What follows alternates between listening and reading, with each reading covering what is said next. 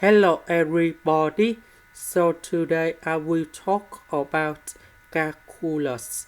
The topic today is about differential equations.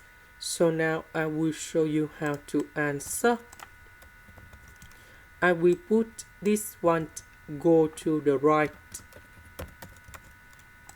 And later that, we divide both sides by x and y.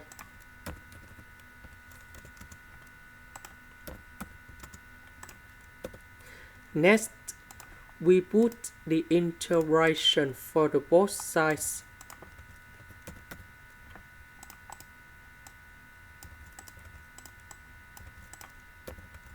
So x divided by x, we have number 1.